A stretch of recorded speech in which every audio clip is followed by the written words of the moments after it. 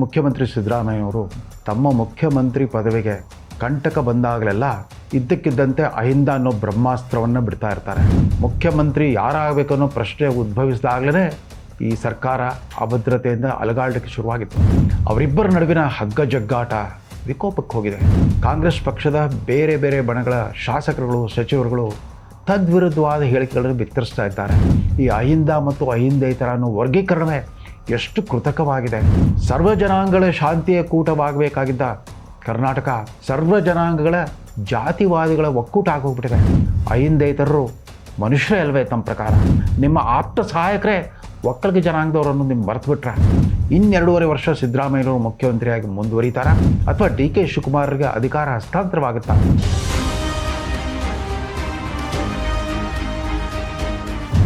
ಅಧಿಕಾರವಿದ್ದಾಗ ಜೈ ಹಿಂದ, ಕಂಟಕ ಬಂದಾಗ ಅಹಿಂದ. ಇದು ಮುಖ್ಯಮಂತ್ರಿ ಸಿದ್ದರಾಮಯ್ಯನವರು ತಮಗೆ ರಾಜಕೀಯ ಸವಾಲುಗಳು ಎದುರಾದಾಗಲೆಲ್ಲ, ಅಂದರೆ ತಮ್ಮ ಮುಖ್ಯಮಂತ್ರಿ ಪದವಿಗೆ ಕಂಟಕ ಬಂದಾಗಲೆಲ್ಲ ಇದ್ದಕ್ಕಿದ್ದಂತೆ ಅಹಿಂದ ಅನ್ನೋ ಬ್ರಹ್ಮಾಸ್ತ್ರವನ್ನು ಬಿಡ್ತಾ ಇರ್ತಾರೆ. ಅದು ಇವತ್ತಿಂದಲ್ಲ, ಅವರು ಮುಖ್ಯಮಂತ್ರಿ ಆಗೋಕ್ಕಿಂತ ಪೂರ್ವದಲ್ಲಿಯೇ, ಅಂದರೆ ಸುಮಾರು 10 ವರ್ಷಗಳ ಮುಂಚೆನೇ ಈ ಅಸ್ತ್ರವನ್ನು ಬಳಸಲಿಕ್ಕೆ ಶುರು ಮಾಡಿದರು. ನೆನಪಿರಲಿ, 2004ರಲ್ಲಿ JDS ಕಾಂಗ್ರೆಸ್ ಮೈತ್ರಿ ಸರ್ಕಾರ ಅಸ್ತಿತ್ವಕ್ಕೆ ಬಂದಿತ್ತು. ಆಗ ಕಾಂಗ್ರೆಸ್ ನಾಯಕ ಧರ್ಮಸಿಂಗ್ ಮುಖ್ಯಮಂತ್ರಿ, ಸಿದ್ದರಾಮಯ್ಯನವರೇ ಉಪಮುಖ್ಯಮಂತ್ರಿ ಆಗಿದ್ದರು. ಅಂದರೆ JDS ಪ್ರತಿನಿಧಿಯಾಗಿ ಉಪಮುಖ್ಯಮಂತ್ರಿ ಆಗಿದ್ದರು. ಮುಂದೆ JDS ಪಿತಾಮಹ ದೇವೇಗೌಡರ ಜೊತೆಗೆ ಮನಸ್ತಾಪ ಬಂದಾಗ ತಮ್ಮನ್ನು ಮಂತ್ರಿಮಂಡಲದಿಂದ ಇವರು ಬಲಾತ್ಕಾರದಿಂದ ಹೊರಗೂಡಿಸ್ತಾರೆ ಅಂತ ಗೊತ್ತಾದಾಗ ಸಿದ್ದರಾಮಯ್ಯನವರು ಸಾಮಾಜಿಕ ನ್ಯಾಯದ ಸೂತ್ರವನ್ನು ಬಳಸ್ಕೊಂಡ್ಬಿಟ್ಟು ಈ ಅಹಿಂದ ಅನ್ನೋ ಅಸ್ತ್ರ ಪ್ರಯೋಗ ಮಾಡಿದರು. ಹುಬ್ಬಳ್ಳಿಯ ನೆಹರು ಮೈದಾನದಲ್ಲಿ ನಡೆದ ಅಹಿಂದ ಸಮಾವೇಶದಲ್ಲಿ ಪಕ್ಷಾತೀತವಾಗಿ ಈ ಅಲ್ಪಸಂಖ್ಯಾತ, ದಲಿತ ಮತ್ತು ಹಿಂದುಳಿದ ವರ್ಗಗಳ ನಾಯಕರೆಲ್ಲ ಈ ಅಹಿಂದ ಅನ್ನೋ ಪರಿಕಲ್ಪನೆಗೆ ಒಂದು ಮೂರ್ತ ಸ್ವರೂಪ ಕೊಟ್ಟಿದ್ದರು. ಅದಾದ ನಂತರ ನಿರೀಕ್ಷೆಯಂತೆ ಸಿದ್ದರಾಮಯ್ಯನವರನ್ನು ಜನತಾದಳದಿಂದ ಉಚ್ಚಾಟನೆ ಮಾಡಲಾಯಿತು. ಮುಖ್ಯಮಂತ್ರಿಯಾಗಿ ದಿಢೀರ್ನೆ ಆ ಕಾಂಗ್ರೆಸ್ JDS ಸರ್ಕಾರವನ್ನು ಹೊಡೆದುರುಳಿಸಿ HD ಕುಮಾರಸ್ವಾಮಿಯವರೇ ಮುಖ್ಯಮಂತ್ರಿಯಾಗಿ ಹೊರಹೊಮ್ಮಿದ್ರು. ಅದೊಂದು ದೊಡ್ಡ ನಾಟಕ. ಈಗಾಗಲೇ ಅದು ಚರಿತ್ರೆಯ ಪುಟಗಳನ್ನು ಸೇರಿಕೊಂಡಿದೆ. ಆದರೆ ಮತ್ತೆ ಸಿದ್ದರಾಮಯ್ಯ ಈ ಅಹಿಂದ ಅಸ್ತ್ರವನ್ನು ಬಳಸಲಿಕ್ಕೆ ಶುರು ಮಾಡಿರೋದು ಈ 2023ರ ಅಸೆಂಬ್ಲಿ ಗೆಲುವಿನ ನಂತರವೇ.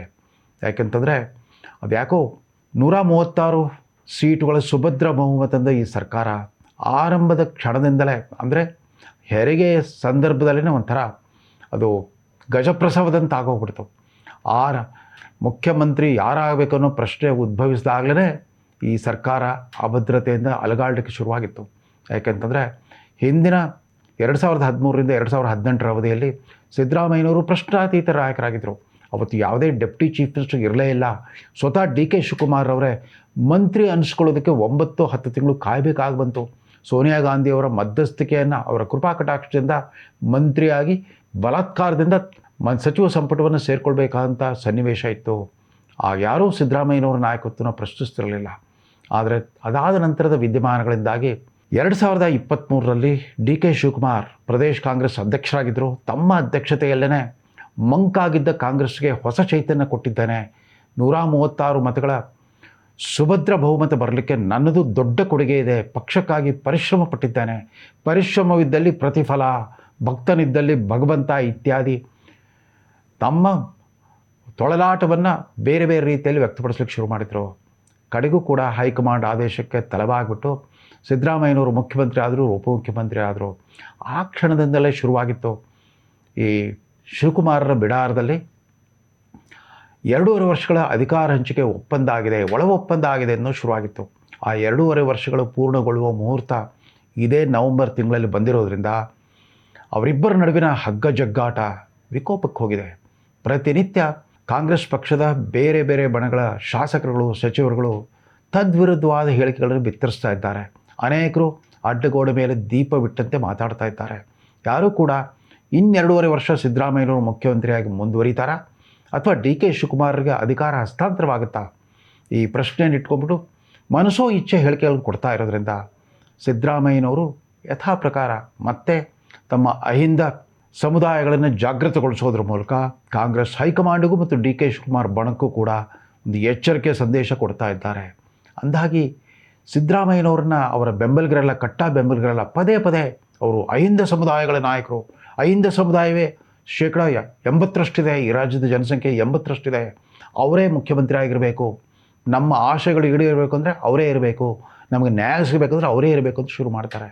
ಈ ಅಹಿಂದ ಮತ್ತು ಅಹಿಂದೇತರ ಅನ್ನೋ ವರ್ಗೀಕರಣವೇ ಎಷ್ಟು ಕೃತಕವಾಗಿದೆ, ಎಷ್ಟು ಸಮಾಜ ವಿರೋಧಿಯಾಗಿದೆ. ಸಿದ್ದರಾಮಯ್ಯನವ್ರು ಅಂದ್ಕೊಂಡಿರ್ಬೋದು ತಮಗೆ ತಮ್ಮ 43 ವರ್ಷಗಳ ಈ ಅಧಿಕಾರ ರಾಜಕಾರಣದ ಉದ್ದಕ್ಕೂ ಕೂಡ ತಮಗೆ ಬೆಂಬಲಿಸ್ತಾ ಬಂದಿರೋರು ಕೇವಲ ಈ ಅಹಿಂದ ವರ್ಗದವರು ಮಾತ್ರ. ತಮಗೆ ಲಿಂಗಾಯತರು ಮತ್ತು ಒಕ್ಕಲಿಗರು, ಬ್ರಾಹ್ಮಣರು ಇತ್ಯಾದಿ ಸಮುದಾಯಗಳು ಅಂದರೆ ಮೇಲ್ಜಾತಿ ಮೇಲ್ವರ್ಗ ಅಂತ ಪರಿಗಣಿಸಲ್ಪಟ್ಟಿರೋ ಸಮುದಾಯಗಳು ತಮ್ಮನ್ನು ವಿರೋಧಿಸ್ತಾ ಬಂದಿದ್ದಾರೆ ಅನ್ನೋ ಒಂದು ತಪ್ಪು ಗ್ರಹಿಕೆ ಅವರಿಗೆ ಆಳವಾಗಿ ಅವ್ರ ಮನದಲ್ಲಿ ನಾಟುಬಿಟ್ಟಿದೆ ಅಂತ ಕಾಣುತ್ತೆ. ಸಿದ್ದರಾಮಯ್ಯನವರೇ, ನಿಮಗೆ 2013ರಲ್ಲಿ ಮುಖ್ಯಮಂತ್ರಿಯಾಗಿ ಆ ಪೀಠಾರೋಹಣ ಮಾಡೋದರಲ್ಲಿ ದೊಡ್ಡ ಪ್ರಮಾಣದಲ್ಲಿ ಲಿಂಗಾಯತ ಸಮುದಾಯದ ಕೊಡುಗೆ ಕೂಡ ಇತ್ತು, ಒಕ್ಕಲಿಗ ಸಮುದಾಯದ ಕೊಡುಗೆ ಕೂಡ ಇತ್ತು. ಆಗ ಲಿಂಗಾಯತ ಪ್ರಧಾನ ಪ್ರದೇಶಗಳಲ್ಲೂ ಕೂಡ ಕಾಂಗ್ರೆಸ್ ಪ್ರಚಂಡ ಗೆಲುವನ್ನು ಸಾಧಿಸಿತ್ತು. ನಿಮಗೆ 122 ಸೀಟ್ಗಳ ಸರಳ ಬಹುಮತ ಬಂದಿತ್ತು. ಸುಭದ್ರವಾಗಿ ತಮ್ಮ ಮುಖ್ಯಮಂತ್ರಿ ಅಧಿಕಾರವನ್ನು ಚಲಾಯಿಸಿದ್ರಿ. ನಿಮ್ಮ ಆಡಳಿತವನ್ನು ಮೆಚ್ಚಿಕೊಂಡಿರೋರಲ್ಲಿ ಎಲ್ಲ ಸಮುದಾಯದವರು ಇದ್ದರು. ಎಲ್ಲಕ್ಕಿಂತ ಮುಖ್ಯವಾಗಿ ಸಿದ್ದರಾಮಯ್ಯನವರು ರೂಢಿಸ್ಕೊಂಡು ಬಂದಿರೋ ಆ ದೇಶೀಯತೆ, ಸರಳತೆ ಮತ್ತು ಒಂಥರ ತಮ್ಮ ಬೆಂಬಲಿಗರು, ಸ್ನೇಹಿತರೊಂದಿಗೆ ಅತ್ಯಂತ ಮಾರ್ಧವತೆಯ ಒಂದು ಸಂಬಂಧ ಏನು ಬೆಳೆಸ್ಕೊಳ್ತಾ ಇರ್ತಾರೆ. ಅದರಿಂದಾಗಿ ಸಿದ್ದರಾಮಯ್ಯನವ್ರನ್ನ ಜನ ಮೆಚ್ಚಿಸ್ಕೊಳ್ತಾ ಬಂದಿದ್ದರು. ಅವರ ನೇರ ನುಡಿ, ನಿಷ್ಠುರವಾದಿ ನಿಲುವು ಇವು ಕೂಡ ವಿವಿಧ ವರ್ಗಗಳ ಮತದಾರರನ್ನು ಆಕರ್ಷಿಸಲಿಕ್ಕೆ ಕಾರಣವಾಗಿತ್ತು. ಆದರೆ ಸಿದ್ದರಾಮಯ್ಯನವ್ರು ಹಾಗೆ ನಂಬ್ತಾ ಇಲ್ಲ. ಅವ್ರಿಗೆಲ್ಲ ಒಂದು ಕಡೆ ಆ ಜಾತಿ ಕೇಂದ್ರಿತ ತರ್ಕಕ್ಕೆ ಅವರು ಶರಣಾಗಿಬಿಟ್ಟಿದ್ದಾರೆ. ಇದರಿಂದಾಗಿ ಮೊದಲೇ ಈಗಾಗಲೇ ಸರ್ವ ಜನಾಂಗಗಳ ಶಾಂತಿಯ ಕೂಟವಾಗಬೇಕಾಗಿದ್ದ ಕರ್ನಾಟಕ ಇವತ್ತು ಈ ವರ್ಷದ ರಾಜ್ಯೋತ್ಸವ ಸಂದರ್ಭದಲ್ಲಿ ಸರ್ವ ಜನಾಂಗಗಳ ಜಾತಿವಾದಿಗಳ ಒಕ್ಕೂಟ ಆಗೋಗ್ಬಿಟ್ಟಿದೆ. ನೋಡ್ತಾ ಇದ್ದೀರಿ, ಈಗಾಗಲೇ ಮುಕ್ತಾಯಗೊಂಡಿರೋ ಶಾಶ್ವತ ಹಿಂದುಳಿದ ವರ್ಗದ ಆಯೋಗ ನಡೆಸಿರೋ ಆ ಸಾಮಾಜಿಕ, ಆರ್ಥಿಕ, ಶೈಕ್ಷಣಿಕ ಸಮೀಕ್ಷೆ, ಅದನ್ನು ಜಾತಿ ಗಣತಿ ಅಂತ ಕೂಡ ಹೇಳ್ತಾರೆ. ಆ ಜಾತಿ ಗಣತಿಯ ಅಂಕಿ ಸಂಖ್ಯೆಗಳು ಪ್ರಕಟವಾಗ್ತಿರೋ ಹಾಗೆಯೇ ಶುರುವಾಗ್ಬಿಡುತ್ತೆ ಅಂತ ಕಾಣುತ್ತೆ. ವಿವಿಧ ಜಾತಿ ಜನಾಂಗಗಳು ತಮ್ಮ ಸಂಖ್ಯಾಬಲವನ್ನು ಹೆಚ್ಚಿಸ್ಕೊಳ್ಳೋಕ್ಕೆ ಮನಸ್ಸಿಗೆ ಬಂದಂತೆ ವ್ಯಾಖ್ಯಾನ ಮಾಡಲಿಕ್ಕೆ ಶುರು ಮಾಡಿಬಿಡ್ತಾರೆ. ತಮಗೆ ನಿರೀಕ್ಷಿತ ಫಲಿತಾಂಶ ಬರದೇ ಹೋದರೆ ಆಯೋಗದ ಜನಗಣತಿ ಈ ಜಾತಿ ಸಮೀಕ್ಷೆ ಅದು ದೋಷಪೂರಿತವಾಗಿತ್ತು ಅಂತ ಹಂಗಿಸ್ತಾರೆ. ಅದನ್ನು ಸ್ವೀಕರಿಸಲಿಕ್ಕೆ ನಿರಾಕರಿಸ್ತಾರೆ.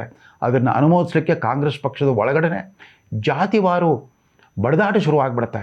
ಅಂದರೆ ಕರ್ನಾಟಕವನ್ನು ಈ ಜಾತಿ ಸಂಘರ್ಷದ ಅಗ್ನಿಕುಂಡದಲ್ಲಿ ಮುಳುಗಿಸುವಂಥ ಈ ಅಹಿಂದ ಅನ್ನೋ ಈ ಪರಿಕಲ್ಪನೆ ಯಾಕೆ ಬೇಕಿತ್ತು ಸಿದ್ದರಾಮಯ್ಯನವ್ರಿಗೆ? ನೆನಪಿರಲಿ, ಈ ಅಹಿಂದೇತರ ಅನ್ನೋ ವರ್ಗೀಕರಣ ಅದೊಂದು ವಿಭಜಕ ಸಿದ್ಧಾಂತ, ಅದೊಂದು ವಿಭಜಕ ರಾಜಕೀಯ ಸಿದ್ಧಾಂತ. ಮೊದಲೇ 1956ರಲ್ಲಿ ಅತ್ಯಂತ ಪ್ರಯಾಸದಿಂದ ಹಲವಾರು ದಶಕಗಳ ಹೋರಾಟದ ಫಲವಾಗಿ ಕರ್ನಾಟಕ ರಾಜ್ಯ ಅನ್ನೋದು ಒಂದು ಭಾಷಾವಾರು ಪ್ರಾಂತ್ಯವಾಗಿ ಅಸ್ತಿತ್ವಕ್ಕೆ ಬಂತು. ಯಾಕಂದರೆ ಕನ್ನಡ ಭಾಷೆಗೆ ಯಾವುದೇ ಜಾತಿ ಇಲ್ಲ. ಭಾಷೆಯೇ ಅಂದರೆ ಆ ಪ್ರಾದೇಶಿಕ ಭಾಷೆಯೇ ಒಂದು ಜಾತ್ಯತೀತ ಮಾನದಂಡ ಅನ್ನೋ ಒಂದು ಅಂಶವನ್ನು ಪ್ರಮುಖವಾಗಿ ಪರಿಗಣಿಸಿಬಿಟ್ಟು ಆವತ್ತಿನ ಜವಾಹರ್ಲಾಲ್ ನೆಹರು ನೇತೃತ್ವದ ಕಾಂಗ್ರೆಸ್ ಸರ್ಕಾರ ಈ ಭಾಷಾವಾರು ಪ್ರಾಂತ ರಚನೆಯ ಮಸೂದೆಯನ್ನು ಪಾಸ್ ಮಾಡಿಬಿಟ್ಟು ಅವುಗಳನ್ನು ಅನಾವರಣ ಕೂಡ ಮಾಡಿತ್ತು. ನವೆಂಬರ್ 1, 1956ರಲ್ಲಿ ಕರ್ನಾಟಕ ಜೊತೆಗೆ ಇತರ ಅನೇಕ ರಾಜ್ಯಗಳು ಕೂಡ ಭಾಷೆಯ ಆಧಾರದ ಮೇಲೆ ರಚಿಸಲ್ಪಟ್ಟಿದ್ವು. ಆ ಭಾಷೆ ಒಂದು ಒಗ್ಗೂಡಿಸುವ ಸಾಧನವಾಗಲಿ ಅನ್ನೋ ಆಶಯ ಆವತ್ತಿತ್ತು. ಆದರೆ ಸಿದ್ದರಾಮಯ್ಯನವರು ಅಹಿಂದೇತರ ಅಂತ ಪದೇ ಪದೇ ಪ್ರಸ್ತಾಪಿಸೋದ್ರಿಂದ ಜನರ ಮನಸ್ಸಲ್ಲಿ ಅನಗತ್ಯವಾದ ವೈಮನಸ್ಸು, ದ್ವೇಷ, ಅಸಹನೆ, ಅಸಹಿಷ್ಣುತೆಯ ಭಾವನೆಗಳು ಮೂಡಲಿಕ್ಕೆ ಕಾರಣವಾಗುತ್ತೆ. ಸಿದ್ದರಾಮಯ್ಯನವರು ಒಬ್ಬ ಹಿರಿಯ ಮುತ್ಸದ್ದಿಯಾಗಿ ಕೇವಲ ಪದವಿಗೋಸ್ಕರ ಅಹಿಂದ ಅನ್ನೋ ಅಸ್ತ್ರವನ್ನು ಬಳಸೋದನ್ನು ನಿಲ್ಲಿಸಬೇಕು. ಸಿದ್ದರಾಮಯ್ಯನವರು ಎಂಟ್ರಿ ಕೊಡೋಕ್ಕಿಂತ ಮುಂಚೆ ಕಾಂಗ್ರೆಸ್ನಲ್ಲಿ ಈ ಥರದ ವರ್ಗೀಕರಣ ಯಾವತ್ತೂ ಇರಲಿಲ್ಲ. ಅಹಿಂದೇತರ ಇತ್ಯಾದಿ, ದಲಿತೇತರ ಇತ್ಯಾದಿ ಇರಲೇ ಇಲ್ಲ. ಕಾಂಗ್ರೆಸ್ ಅಂದರೆ ಅದೊಂದು ಸರ್ವೋದಯ ಸಿದ್ಧಾಂತವನ್ನು ಆಧರಿಸಿದ, ಅಂದರೆ ಇನ್ಕ್ಲೂಸಿವ್ ಪಾಲಿಟಿಕ್ಸ್ ಮಾಡುವಂಥ, ಎಲ್ಲರನ್ನೂ ಒಳಗೊಳ್ಳುವ ಒಂದು ಹೋಲ್ಡಾಲ್ ಪಾರ್ಟಿ ಅಂತ ಎಲ್ಲರೂ ಪರಿಗಣಿಸ್ತಾ ಬಂದಿದ್ದರು. ಹಾಗಾಗ್ತಾ ಇಲ್ಲ. ಇವತ್ತು ಕರ್ನಾಟಕದ ಕಾಂಗ್ರೆಸ್ ಪಕ್ಷ ನೆರೆಯ ತಮಿಳುನಾಡಿನ ಆ ದ್ರಾಮುಕ ಪಕ್ಷಗಳ ಪಡಿ ಹೆಚ್ಚಾಗಿ ಮಾರ್ಪಾಡಾಗ್ತಾ ಇರೋದು ಅತ್ಯಂತ ವಿಷಾದನೀಯ ಬೆಳವಣಿಗೆ.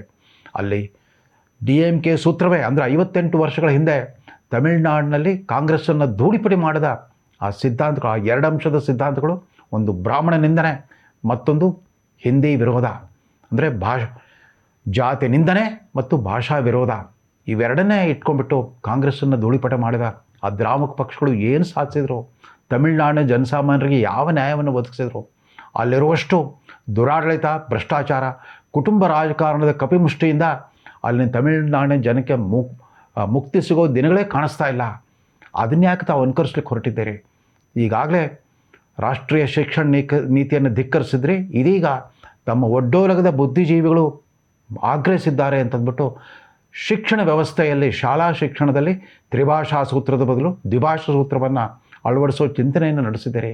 ಇವೆಲ್ಲವೂ ಕೂಡ ವಿಭಜಕ ಸಿದ್ಧಾಂತಗಳು. ಮತ್ತೊಂದು ಕಡೆ ಪ್ರತ್ಯೇಕ ಲಿಂಗಾಯತ ಧರ್ಮ ಸ್ಥಾಪನೆಗೆ ಕುಮ್ಮಕ್ಕು ಕೊಡ್ತಾ ಇದ್ದಾರೆ.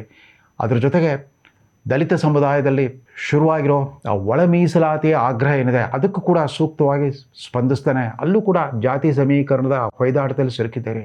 ಅದೇನೇ ಇರಲಿ ಸಿದ್ದರಾಮಯ್ಯನವರೇ, ನಿಮ್ಮ ಮುಖ್ಯಮಂತ್ರಿ ಪದವಿಯಲ್ಲಿ ತಾವು ಮುಂದುವರಿಬೇಕಾದ್ರೆ ಒಂದು ಸಮಷ್ಟಿ ದೃಷ್ಟಿಕೋನವನ್ನು ಬಳಸ್ತಾ ಹೋಗಬೇಕೆ ಹೊರತು ಇಂಥ ವಿಭಜಕ ಸಿದ್ಧಾಂತವನ್ನು ಆಧರಿಸಿದ ಆ ಡಿವೈಡ್ ಆ್ಯಂಡ್ ರೂಲ್ ರಾಜಕಾರಣವನ್ನು ಅಲ್ಲ ಅಂತ ನಿಮ್ಮನ್ನು ತೀರಾ ಹತ್ತಿರದಿಂದ ಬಲ್ಲ ಒಬ್ಬ ಹಿರಿಯ ಪತ್ರಕರ್ತನಾಗಿ ಮತ್ತು ಈ ರಾಜ್ಯದ ನ್ಯಾಯವಂತ ಪ್ರಜೆಯಾಗಿ ತಮಗೆ ಮನವಿ ಮಾಡ್ಕೊಳ್ತಾ ಇದ್ದಾನೆ. ಅಹಿಂದೇತರರು ಮನುಷ್ಯರೇ ಅಲ್ವೇ? ತಮ್ಮ ಪ್ರಕಾರ ಅಹಿಂದೇತರರು ಕರ್ನಾಟಕ ರಾಜ್ಯದ ನ್ಯಾಯವಂತ ಪ್ರಜೆಗಳೇ ಅಲ್ವೇ? ಅಹಿಂದೇತರರ ಪೈಕಿ ಅನೇಕ ದಕ್ಷ ಮತ್ತು ಪ್ರಾಮಾಣಿಕ ಮಂತ್ರಿಗಳು, ಶಾಸಕರು ಕಾಂಗ್ರೆಸ್ ಪಕ್ಷದಲ್ಲಿ ಇಲ್ವೇ? ನಿಮ್ಮ ಒಡನಾಡಿಗಳಾಗಿದ್ದ ಆಪ್ತ ಮಿತ್ರರಾಗಿರೋ ಅನೇಕ ಜನ ಈ ಅಹಿಂದ ವರ್ಗಕ್ಕೆ ಸೇರಿದವರು ಇಲ್ವಾ? ನಿಮ್ಮ ಆಪ್ತ ಸಹಾಯಕರೇ ಒಕ್ಕಲಿಗ ಜನಾಂಗದವರನ್ನು ನಿಮ್ಗೆ ಮರೆತುಬಿಟ್ರೆ ಮತ್ತು ನಿಮಗೆ ಉದ್ದಕ್ಕೂ ಸೈದ್ಧಾಂತಿಕವಾಗಿ ವೈಚಾರಿಕವಾಗಿ ಮಾರ್ಗದರ್ಶನ ಕೊಡ್ತಾ ಇದ್ದ ಯು ಆರ್ ಅನಂತಮೂರ್ತಿ ಥರದ ಬ್ರಾಹ್ಮಣ ಬುದ್ಧಿಜೀವಿಗಳು ಕೂಡ ನಿಮ್ಮ ಬದುಕಿನ ದಾರಿದೀಪವಾಗಿ ತಮಗೆ ಸಹಾಯ ಮಾಡಿಲ್ವೇ? ಆದರೂ ಕೂಡ ಯಾಕೆ ಈ ಚಿಂತೆ? ತಾವು ಈ ಮಾನಸಿಕತೆಯಿಂದ ಹೊರಬರದಿದ್ದರೆ ತಾವು ಮುಖ್ಯಮಂತ್ರಿಯಾಗಿ ಇರ್ತಿರೋ ಅಥವಾ ಇಲ್ವೋ, ಕರ್ನಾಟಕದ ಸಾಮಾಜಿಕ ಬದುಕಿಗೆ, ರಾಜ್ಯದ ಒಟ್ಟಾರೆ ಸಾಮರಸ್ಯಕ್ಕೆ ದೊಡ್ಡ ಅಪಾಯ ಒದಗುವ ಸಾಧ್ಯತೆ ಇದೆ ಅಂತ ಅತ್ಯಂತ ಕಳಕಳಿಯಿಂದ ವಿನಂತಿಸ್ಕೊಳ್ತಾ ಈ ಸಂಚಿಕೆಯನ್ನು ಮುಗಿಸ್ತಾ ಇದ್ದೇನೆ. ನಮಸ್ಕಾರ.